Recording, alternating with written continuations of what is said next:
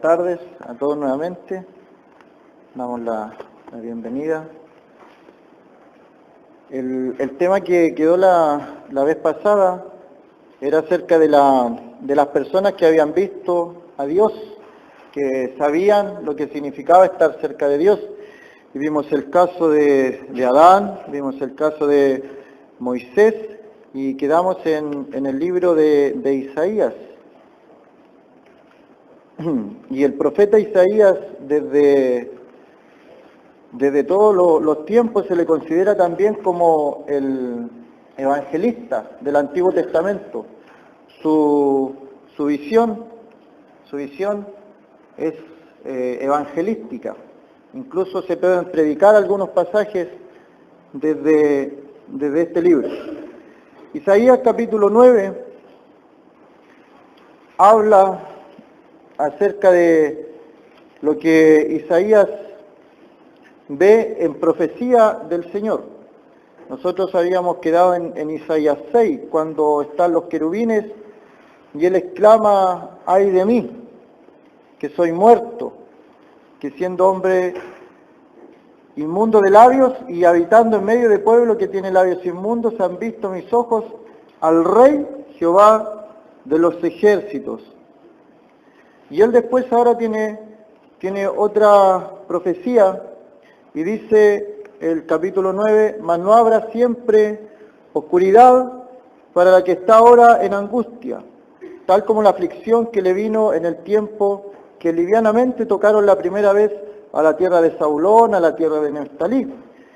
Pues al fin llenará de gloria el camino del mar de aquel lado del Jordán, en Galilea de los gentiles. Y es interesante esta última frase, Galilea de los gentiles, porque muestra un lugar geográfico que está en la tierra de Israel.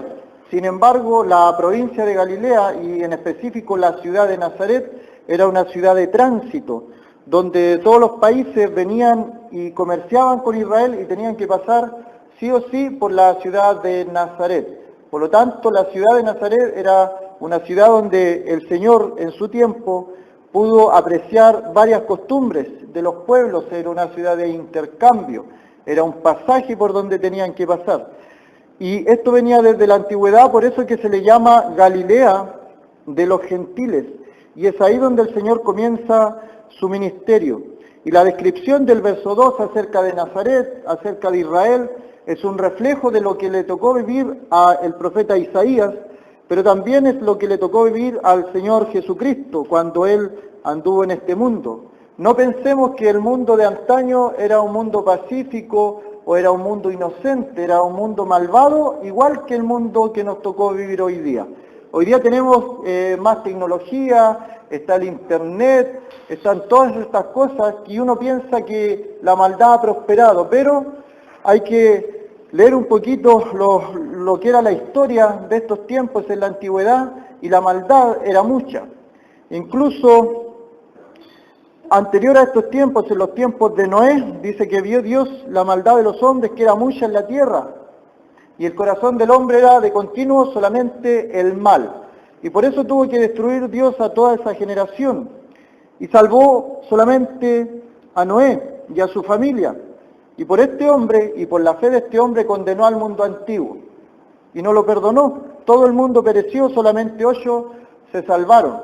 Y la generación a lo largo del tiempo ha sido malvada.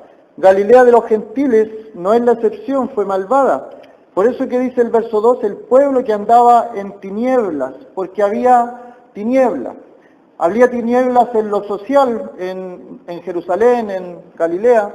Había tinieblas en lo espiritual, el mundo religioso de la época que le tocó vivir a Isaías y también la época que le tocó vivir al Señor.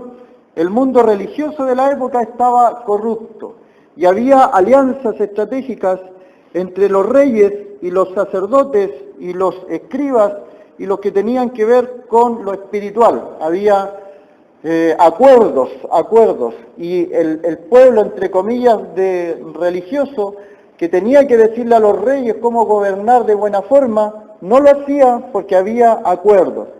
Y lamentablemente eso le tocó vivir a Isaías, le tocó vivir en el tiempo del Señor, Y en el día de hoy el mundo, entre comillas, cristiano, está funcionando de la misma forma. Y una de las ventajas que tenemos como hermanos congregados al nombre del Señor es que podemos con libertad levantar nuestra voz, alzar la voz y decir que eso está mal. Van a venir tiempos de elecciones y nosotros vamos a ver claramente cómo el mundo político está asociado al mundo religioso. Primeramente a la religión popular, que es la mayoría en nuestro país, pero también ahora ya está la religión evangélica.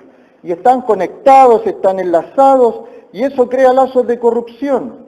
Y los hermanos, hay varios hermanos en ese mundo evangélico, sin embargo ellos para tener la igualdad con lo que tenía el mundo católico, transaron. Y en poco tiempo obtuvieron muchas cosas, pero ¿a costo de qué? Y en el día de hoy los políticos gobiernan y dominan varias instituciones religiosas que debieran estar preocupadas del alma, pero están preocupadas más del factor social, del factor de la población, del pueblo.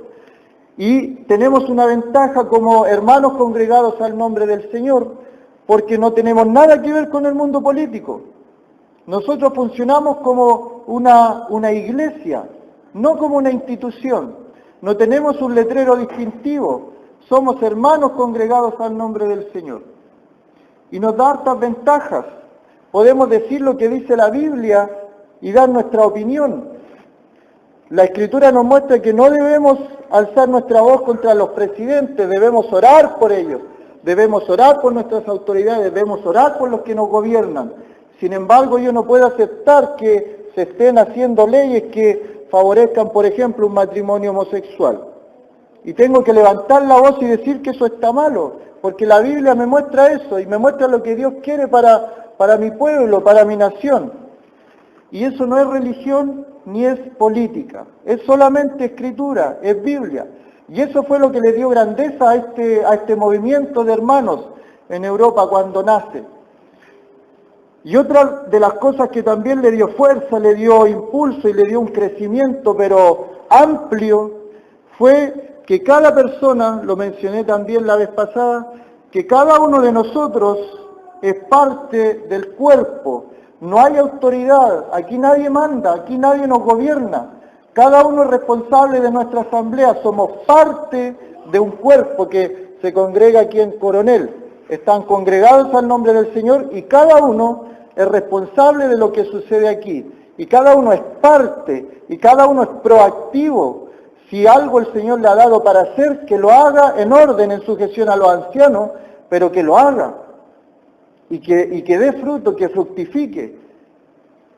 Entonces, el pueblo de Isaías, el pueblo que le tocó vivir al Señor, es parecido a los que nos toca vivir en el día de hoy a nosotros. Es parecido. Corrupción política, corrupción religiosa, y la sociedad iba en caída libre, estaba mal, iba en picada, estaba súper mal. Había asesinatos y a los jueces se les llevaban los casos, y los jueces, ¿qué es lo que hacían? Aceptaban cohecho, y al culpable lo dejaban libre. Y Dios critica también eso en el libro de Isaías, y en el tiempo del Señor, el Señor hace lo mismo. Hace lo mismo. Dice, el pueblo que andaba en tinieblas, nosotros en el día de hoy, vio gran luz. Y aquí, obviamente, sabemos a quién se refiere, es a nuestro Señor Jesucristo. El pueblo que andaba en tinieblas vio gran luz. Vio gran luz. Luz le resplandeció. El mundo estaba en tinieblas y apareció el Señor, la luz de este mundo. La luz venía a este mundo, pero dice, los hombres amaron más las tinieblas que la luz. ¿Y por qué? Porque sus obras eran malas. Cuando la luz resplandece en las tinieblas, los que hacen lo malo siempre prefieren la oscuridad. Sin embargo, cuando se muestra la luz, a la luz aparecen las evidencias de lo que está pasando en la oscuridad. Una pieza está desordenada, está cochina, está con polvo, no está limpia. Sin embargo, si está la luz apagada, todo queda cubierto. Sin embargo, cuando se prende la luz, se ve toda la evidencia de si está ese cuarto ordenado o está desordenado. Así es el mundo Y así es la sociedad que nos toca vivir. Cuando nosotros prendemos la luz del Evangelio en nuestro lugar de trabajo, en nuestro lugar de estudio, vamos a provocar algo. Vamos a provocar algo porque podemos parecer raros, podemos parecer anticuados, sin embargo el Señor sabe el testimonio que estamos dando. Aunque sea un pequeño granito de arena, y se va a dar cuenta alguno que practique esto, se va a dar cuenta que hay gente en el mundo que sin ser cristiana va a estar de acuerdo, porque la conciencia que Dios nos ha dado a todos los seres humanos también da testimonio de que uno dice lo que es correcto conforme a la Biblia. Y tal vez no son cristianos, pero están de acuerdo, porque ellos ven que la sociedad está mala. Y los que debiéramos levantar la voz somos nosotros. El pueblo que andaba en tinieblas vio gran luz. Los que moraban en tierra de sombra de muerte. Y la tierra de sombra de muerte se asocia también con lo que decía David. David era una persona como nosotros, un ser humano. A veces él podía andar en las alturas espiritualmente y él decía, Jehová es mi pastor y nada me faltará. Y yo creo que cuando él lo decía, él confiaba que nada le iba a faltar. Nada le iba a faltar. Jehová es mi pastor y nada me va a faltar. Sin embargo, él también dice, aunque ande en valle de sombra de muerte.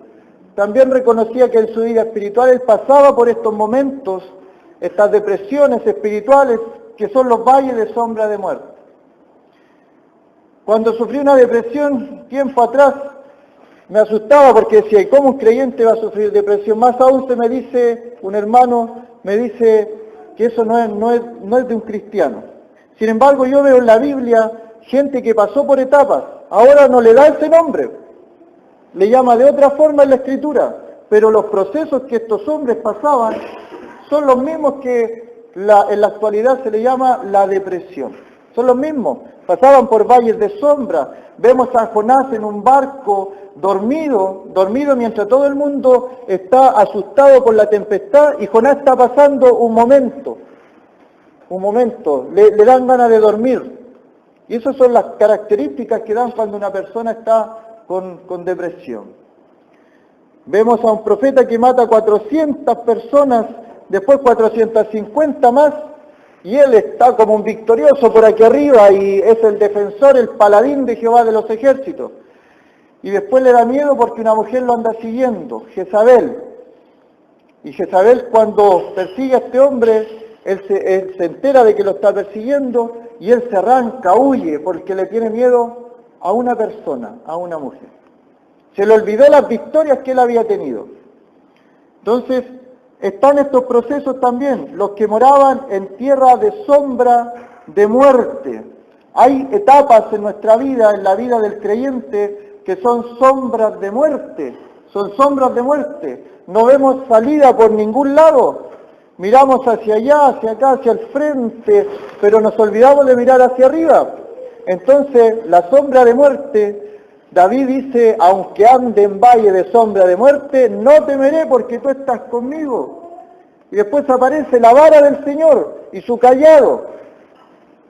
Tu vara y tu callado me infundirá aliento, y eso es importante. La vara del Señor infunde aliento, no infunde miedo.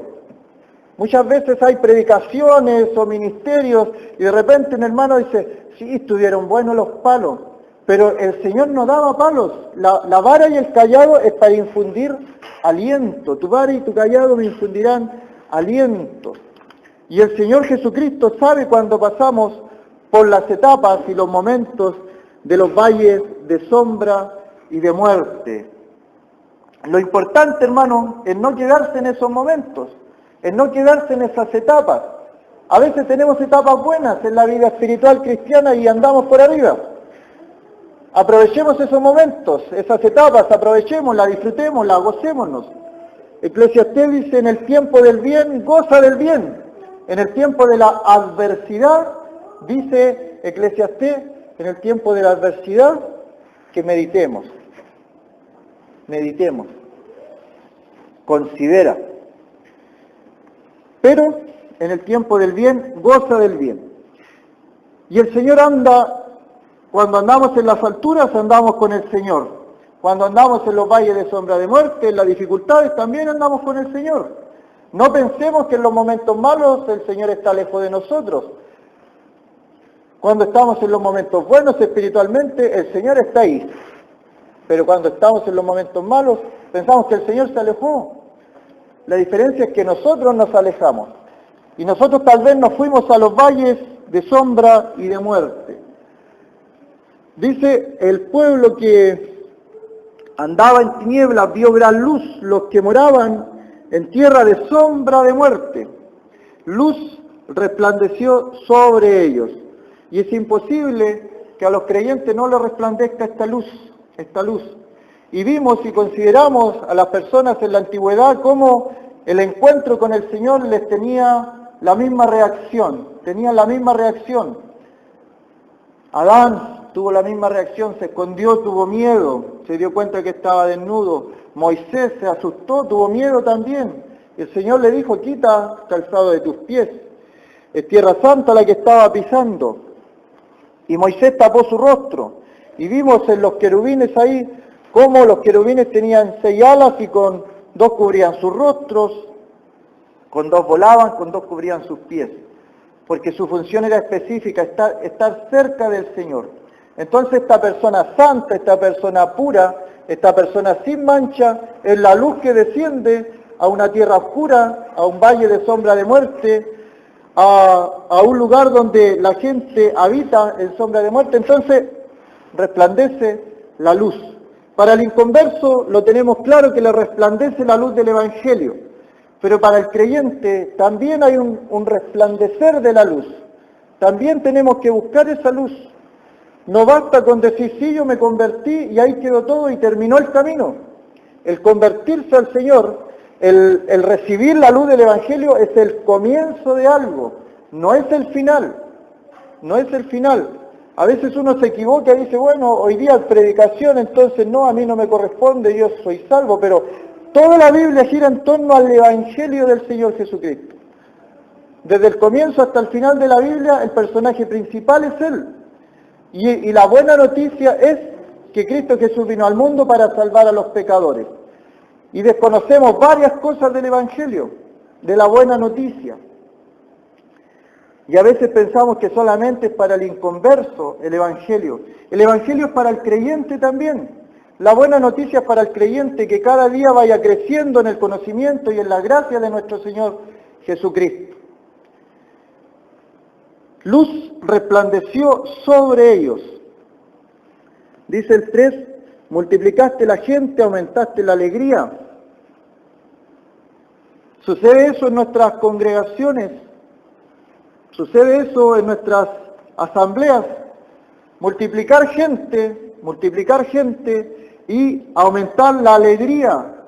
Son dos cosas que cuando la luz del Evangelio llega a un lugar, tiene que suceder.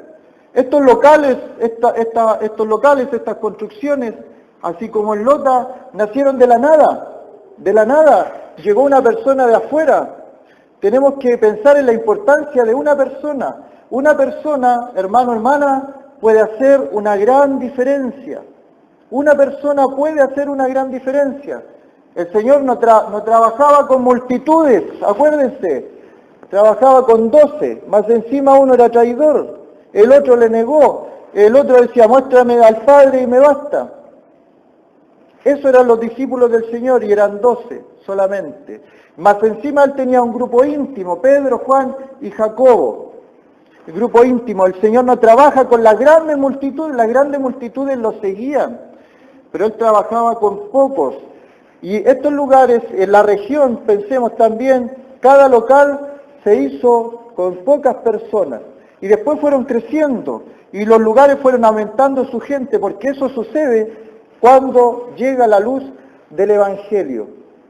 Y los congregados al nombre del Señor son una luz que tiene que estar en cada ciudad. Ojalá Dios quiera que esté en cada ciudad de la región. Hay ciudades que todavía no tienen un testimonio de congregados al nombre del Señor Jesucristo. Falta un testimonio. Pueden haber muchas denominaciones, pero defiende cada una su letrero. Nosotros no estamos para defender letreros, no estamos para defender algo humano. Estamos para levantar solamente una voz que clama en el desierto, preparando el camino para el Señor. Pueden haber muchas denominaciones, cada una tal vez donde hay gente que ha convertido al Señor, ha entregado su vida al Señor. Sin embargo, el Señor nos ha dado una responsabilidad tan grande que nos ha mostrado algunas verdades que a ellos no les ha mostrado. Y hay que levantar una pequeña voz porque el Espíritu Santo es el encargado de expandirla. Y ya no somos los únicos, por ejemplo, en Lota que se usa el velo. No es la única congregación que usa el velo. Hay otros hermanos en otros lugares, con denominación, tal vez con letrero, que vieron que eso era bíblico, lo estudiaron, lo examinaron y se dieron cuenta que estaba ahí, que no era una costumbre de los corintios. Y están usando su velo. Hay otras congregaciones que ya tienen más de un pastor, porque entendieron que la Biblia decía así. Y el Espíritu Santo está levantando gente así.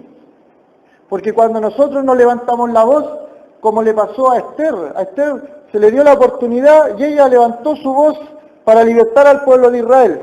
Pero Mardoqueo bien le dice, si tú no lo haces, vas a perecer con nosotros y la liberación vendrá de otro lado. Porque Dios es soberano. El momento que le da Dios a un hombre es único. La diferencia la puede hacer uno. Pero Dios, si nosotros no queremos lo que Él nos está dando como oportunidad, Él utiliza a otro. Vemos en la Escritura lo que le pasó al apóstol Pedro. Pedro fue el primero que le predicó a los gentiles. Se convirtió Cornelio y él dio testimonio y tuvo una visión y bajaron cosas del cielo y él dijo, Señor, no, yo no como nada inmundo. Y el Señor le dijo, no llame inmundo a lo que yo he limpiado, refiriéndose con ello que los gentiles ya no eran inmundos para los judíos y tenía que predicarle a los gentiles.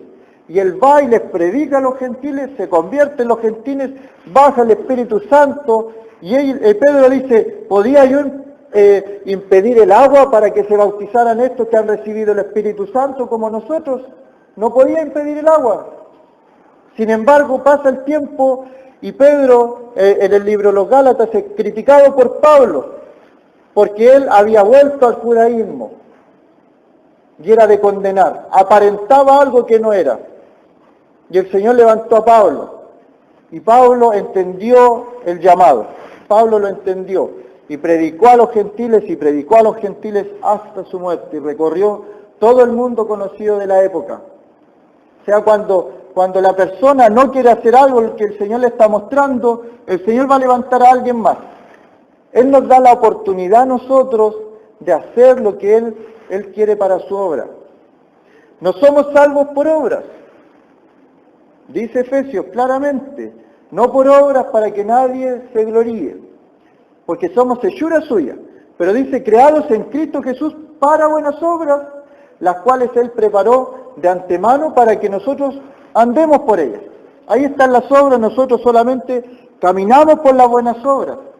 Y más de alguna vez, yo creo que usted también ha tenido un deseo en su corazón y no lo ha hecho, pasado el tiempo usted se da cuenta que alguien más lo hizo. Así funciona Dios.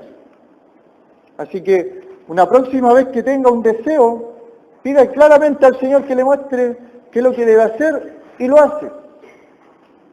El Señor, cuando llega a un lugar, la luz del Evangelio dice, multiplica a la gente. Y como decía, estos lugares, así, congregación grande, comenzó con 2 personas.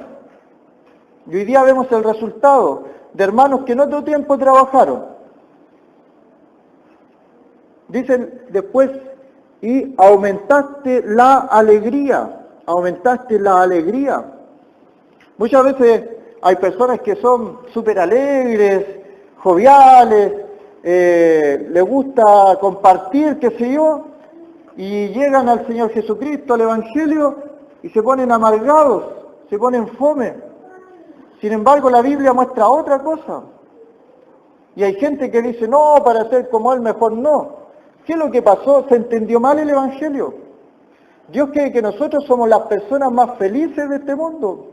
¿De qué tendríamos que preocuparnos? ¿Acaso es pecado la risa? Dios aparece aquí en los profetas mayores riéndose. ¿Pero de qué se ríe ellos? ¿De qué se ríe el Señor? Dice, me reiré de ellos. Dios se ríe de la gente que lo rechaza variadas veces, porque su fin es fin de condenación. Y Él se ríe y se aleja de esas personas. Pero cuando el Señor salva a una persona que antes no tenía esperanza, que estaba perdido, sumido en los vicios de este mundo, en la oscuridad absoluta, el Señor lo salva y una persona siente gozo en su corazón, anda alegre, anda despreocupada, anda con paz en su interior. Y así debiera ser. Pero también pasamos por los momentos, como decía delante, los valles de sombra también son parte de la vida cristiana. La vida cristiana es gozosa, es alegre, pero no siempre es así. No siempre es así. Debemos saber, como Pablo, vivir en los extremos. Dice que sé vivir humildemente, decía, en lo poco y en lo mucho. El Señor le había enseñado a vivir en las dos partes. Multiplicaste la gente y aumentaste la alegría. Hay un salmo que habla de habitar los hermanos juntos en armonía. Habitar los hermanos juntos en armonía. Y da la razón, dice, porque allí envía Jehová bendición y vida eterna. Si los hermanos estamos juntos en armonía, el Señor va a hacer su trabajo. El Señor va a llevar la gente, el Señor va a convertir. Es todo de Él, todo depende de Él. No es ni del que corre, dice Romanos, ni del que quiere, sino que Dios tiene misericordia. Las personas que se convierten no son porque ellos quieren convertirse, no es de voluntad de carne, ni de voluntad de varón. Todo depende de Dios. Por eso es que la importancia de la oración también. Y cuando los hermanos están en oración juntos en armonía, ahí envía Jehová bendición y vida eterna. Multiplica a la gente, aumenta la alegría. Se alegrarán delante de ti como se alegran en la siega, como se gozan cuando reparten despojos. Miren las expresiones que utilizan de ese tiempo, del mundo antiguo, cuando había una guerra. Cuando había una guerra y el ejército avanzaba y llegaba y estaba todo ahí. Había que despojar porque ya la guerra se había ganado. Y se alegraba el ejército por esa victoria y porque despojaban. Y utiliza esa expresión para referirse a lo que iba a provocar el Señor en su venida. Eso iba a provocar alegría como gente en despojo, alegría como gente en la siega, que en el día de hoy también en los campos, así hacia el lado de Chillán, se ve todavía cuando están segando, todavía se enfiesta, porque hay una alegría, porque tuvieron que esperar esa cosecha, lo que ellos sembraron, tuvieron que esperar pacientemente, y ese ejemplo para nosotros también, que hay que sembrar. Hay que predicar a tiempo y fuera de tiempo, le dice Pablo a Timoteo. Como gozan cuando reparten despojo, porque tú quebraste su pesado yugo y la vara de su hombro y el cetro de su opresor, como en el día de Madián. ¿Se fijan las expresiones que utiliza acerca de lo que hizo el Señor en nosotros? ¿Cuántas cosas que el Señor quebró? El yugo nosotros lo utilizamos para la enseñanza de no os unáis en yugo desigual con los incrédulos. Se utiliza específicamente para los matrimonios, pero ese texto es aplicable a todas las cosas. No se unan en yugo desigual con los incrédulos. Y en la antigüedad también hablaba de los yugos, se hablaba de los yugos. Y aquí dice que Dios, en figura el Señor en profecía, el Señor es el que quiebra todo yugo, porque tú quebraste su pesado yugo. Y cada uno de nosotros, los creyentes, puede dar testimonio de que antes de convertirnos llevábamos un pesado yugo. Llevábamos un pesado yugo. Si no es así, ¿qué fue lo que nos acercó al Señor? Porque cuando nos acercamos al Señor para conversión, para arrepentimiento, fue porque llevábamos una carga muy pesada. Y el Señor nos decía claramente, venid a mí los que estáis cargados y trabajados, que yo os haré descansar. Llevad mi yugo sobre vosotros y aprended de mí, que soy manso y humilde. Y dice el Señor, y hallaréis descanso para vuestras almas. Y cuando uno fue al Señor con su yugo, con su carga, con su peso, y lo dejó al Señor, Obviamente halló descanso para su alma. Mi alma se descansó, encontró libertad, rompió todas las cadenas, rompió todos los yugos. Me sentía liviano, había una paz que antes no había, había un gozo que antes tampoco había, el temor a la muerte se había ido. Eso es lo que provoca el Señor en nuestras vidas cuando nos sale a nuestro encuentro, como el buen pastor, nos toma como la oveja perdida, andábamos lejos por allá y Él nos toma sobre sus hombros y nos hace descansar. Y aquí la figura que usa es que quiebra el yugo y la vara de su hombro, el cetro de su opresor. ¿Quién era nuestro opresor en este mundo? ¿Acaso no era Satanás, que se le menciona en el Nuevo Testamento como el príncipe de la potestad del aire, el príncipe de las tinieblas? Y él tiene un cetro, y su cetro es malo. Y nosotros estábamos bajo su cetro, el Señor lo quebró, y dijo, esta alma es mía, me pertenece. Por eso es que en el cielo se le canta al Señor, que con su sangre Él nos ha redimido, nos ha hecho un pueblo nuevo. Nos ha liberado de toda lengua, linaje, pueblo y nación. Y nos ha llevado a los pies del Señor para adorarle a Él. Y el yugo de Satanás, el yugo del opresor, el que nos oprimía, fue destrozado, como en el día de Madián. Madián es un pueblo cercano a Israel, pero le hacía mucho daño a Israel. Y muchas veces las cosas que están cerca de nosotros nos hacen daño.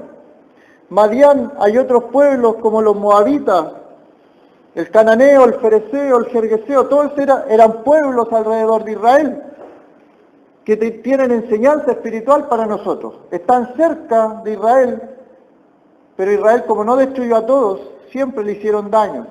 A los filisteos no lo destruyó. Hasta el día de hoy están los descendientes ahí en Israel. Ahora se les conoce como los palestinos. Y están ahí hasta el día de hoy. Porque todo calzado que lleva el guerrero en el tumulto de la batalla y todo manto revolcado en sangre serán quemados, pasto del fuego. Y aquí podemos pensar en lo que habla Efesios. Efesios más adelante habla de la armadura de Dios, nuestro calzado, nuestra coraza, nuestro yelmo. Y aquí utiliza una frase también, la sangre. A lo largo de toda la Escritura es como un hilo rojo que conecta todos los libros de la Biblia. Y va mostrando al Señor en cada uno de los libros de la Biblia. Y siempre la sangre es un común denominador, el sacrificio.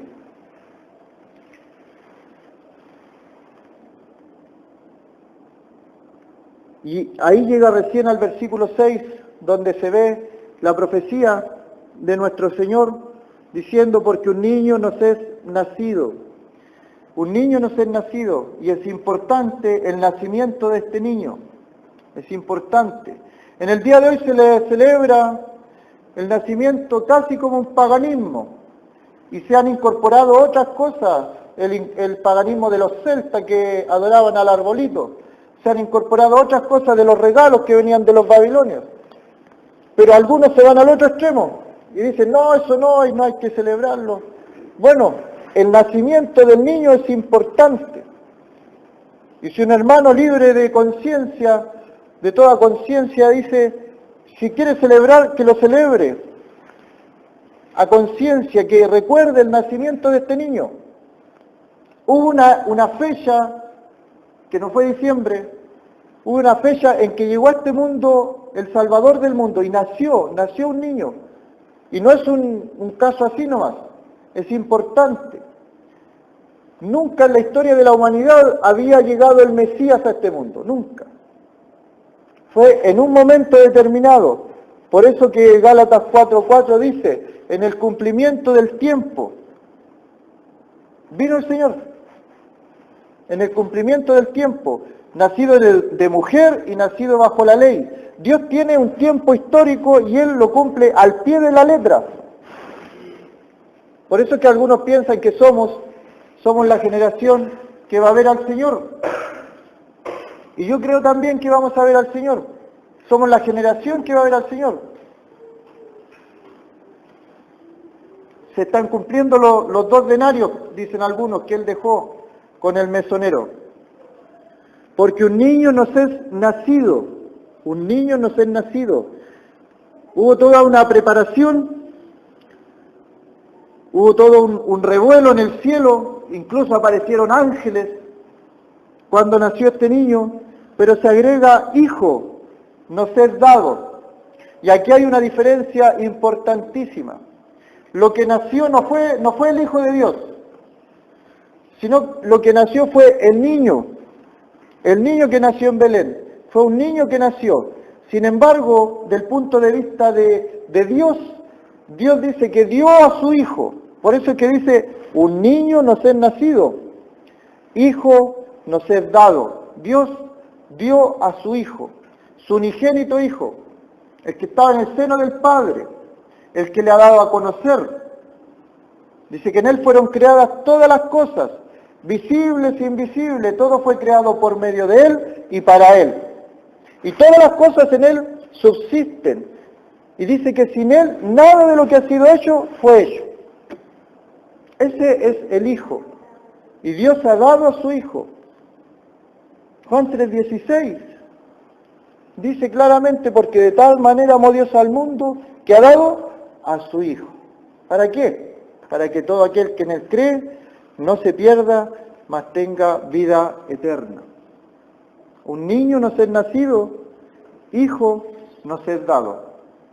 Luego dice, y el principado sobre su hombro, y llamará su nombre,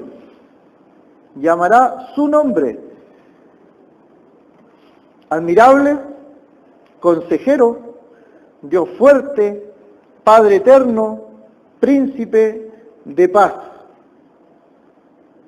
Llamará su nombre. Es importante que no dice sus nombres, sino que dice su nombre, como si fuera uno, como si fuera un nombre. Estaba también la otra profecía que iba a venir y se le iba a llamar su nombre Emanuel, porque iba a ser Dios con nosotros. Y el ángel le dice a María, el santo ser que nacerá será llamado Hijo del Altísimo. Hijo del Altísimo. Y se le dice un nombre.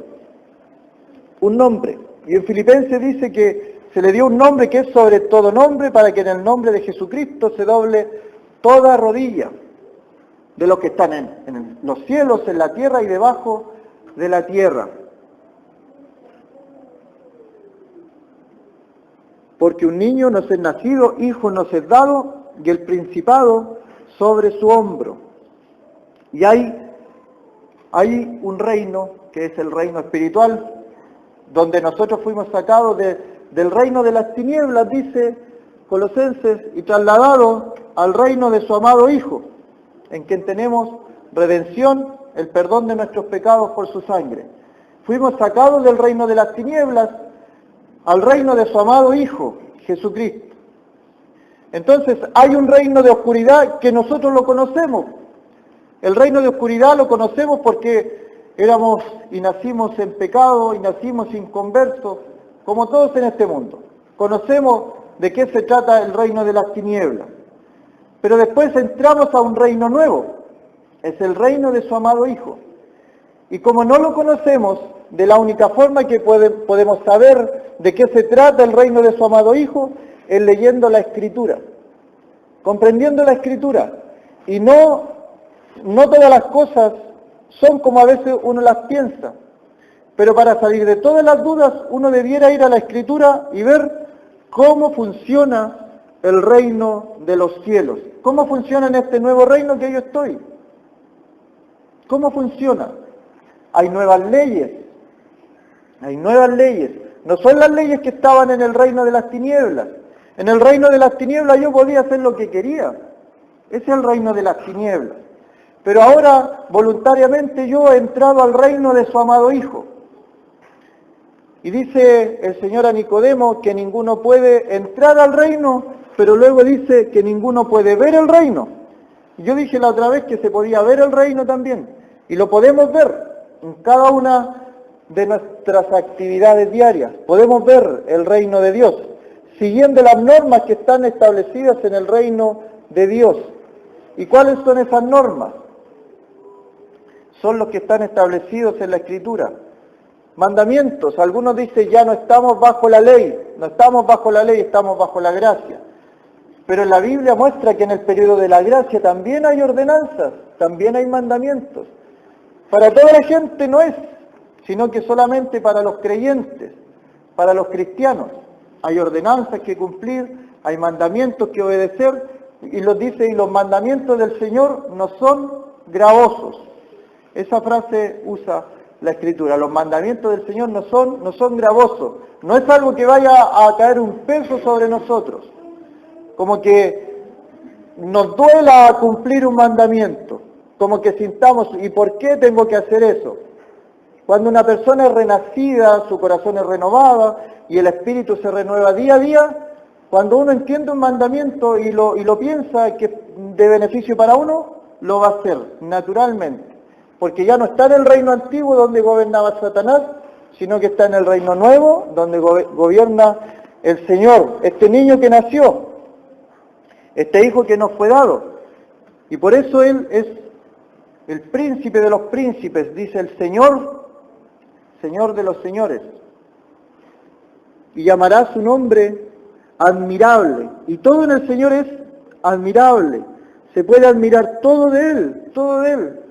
Y a mí, por ejemplo, me llama la atención que siempre sus manos estaban ocupadas en cosas buenas. ¿Y qué es lo que hace el hombre con sus manos? Las clava. Son las partes más sensibles del ser humano son sus manos. ¿Y qué es lo que hace el hombre? Clava sus manos en una cruz. Sin embargo, hay ciertos hermanos que le dan mucha importancia al sufrimiento físico. ¿El Señor sufrió físicamente en la cruz? Sí lo hizo. Se han hecho películas y se han escrito cosas dándole importancia a los sufrimientos físicos. Eso fue una parte. Sin embargo, lo que nos salvó a nosotros fueron esas 3 horas de tiniebla que vinieron después, donde Jehová dice cargó en Él el pecado de todos nosotros. Y dice Isaías 53 que Jehová quiso quebrantarlo, sujetándolo a padecimiento. Él quiso hacerlo. Sus manos siempre, los niños venían a Él, la gente le llevaba a los niños y Él tocaba a los niños, a sus discípulos. Entonces, el Señor Jesucristo haciendo todo el bien con sus manos. Va un niño y le lleva 5 panes, 2 peces, y Él dice tomando esos panes. Lo multiplicó, sus manos milagrosas. Y siempre aparece en ese mismo texto del milagro de los panes, dice que miró.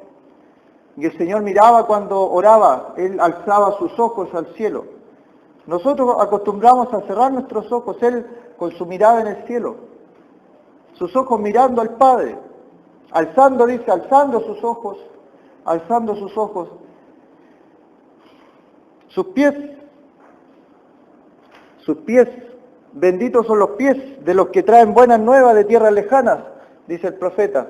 Y el Señor dormía súper poco, se acostaba muy tarde, se levantaba muy de madrugada y recorría las ciudades predicando el Evangelio, sus pies caminando, llevando buenas noticias de tierras lejanas. Él venía desde el cielo a la tierra, a un mundo sin esperanza, a un mundo lleno de maldad, venía la luz a este mundo. Y Él llevaba la palabra. Después dice consejero. Y muchas veces se busca consejo en otras partes y no se acude al Señor por un consejo. Hay hermanos que pueden aconsejar muy bien, tremendamente bien, y el Señor les dará su recompensa por los consejos. Sin embargo, hay hermanos que aconsejan mal, y hay hermanos que aconsejan terriblemente mal, y también el Señor va a dar el pago. Los consejos debemos sacarlos del Señor. Consejero, Dios fuerte, es más fuerte que Satanás, es más fuerte que cualquier demonio, Es más fuerte que cualquier sombra que se nos aparezca o algún espíritu engañoso o algún espíritu extraño que se nos aparezca y cosas. El Señor es más fuerte. Antes de mi conversión tenía miedo a la muerte y tenía también miedo a esas cosas medias misteriosas, que son los espíritus, los demonios. Hoy día sé que eran demonios, como yo no tenía al Señor, me molestaban cuando querían. El Señor Jesucristo dice que exhibió públicamente a estas potestades en la cruz, en el madero de la cruz. No tienen autoridad sobre un creyente. A veces lo influencian porque el creyente abre las puertas y abre otras cosas para que estos espíritus inmundos molesten y hagan otras cosas. Sin embargo, hay un mundo espiritual que fue derrotado por el Señor porque Él es un Dios fuerte. Derribó toda fortaleza espiritual, la derribó. Por eso es que Él después, cuando anduvo en este mundo, Él hablaba a los demonios solamente y se iban. No era necesario esa gritería que usan algunos para reprender ciertas potestades. Él les hablaba, los demonios lo conocían. Pablo también lo vemos hablándole a los espíritus para que se fueran en el nombre de Jesús. El nombre de Jesús. Nos dejó esa arma poderosa porque es un Dios fuerte. Y Padre eterno. Eso tiene que ver un poco con lo que es la Santísima Trinidad, Padre eterno o Padre de la eternidad. Está el Padre, está el Hijo, está el Espíritu Santo. Los tres no son tres personas, como algunos lo muestran y se imaginan al Padre y le ponen, y lo dibujan algunos, le ponen una barba blanca, y al Espíritu en una paloma lo dibujan, y el Hijo en una cruz. Sino que nos muestra la Escritura que la única imagen visible de Dios es solamente el Hijo. Todo lo que alguien vio de Dios es el Hijo. En el Antiguo Testamento manifestado como el ángel de Jehová, en el cielo lo ven como un cordero que fue inmolado, pero siempre el Hijo es la imagen visible del Dios invisible. Y al Espíritu tampoco se le puede ver porque su esencia es Espíritu. Y al Padre nadie le vio jamás, y el Padre también es Espíritu. Por lo tanto, toda la imagen visible que tengamos de Dios es solamente el Hijo. Dios fuerte, Padre eterno y Príncipe de paz. Y eso, Príncipe de paz, tiene que ver con lo que viene a futuro. Nosotros nos vamos, puede ser hoy día mismo, viene el Señor, nos arrebata, nos lleva, nuestros cuerpos son transformados, nos vamos, 7 años después, el Señor viene, 7 años después, y viene a reinar a la tierra desde Jerusalén, va a reinar hacia todas las naciones de este mundo. ¿Sí? Vamos a dejar hasta ahí, que el Señor bendiga su palabra.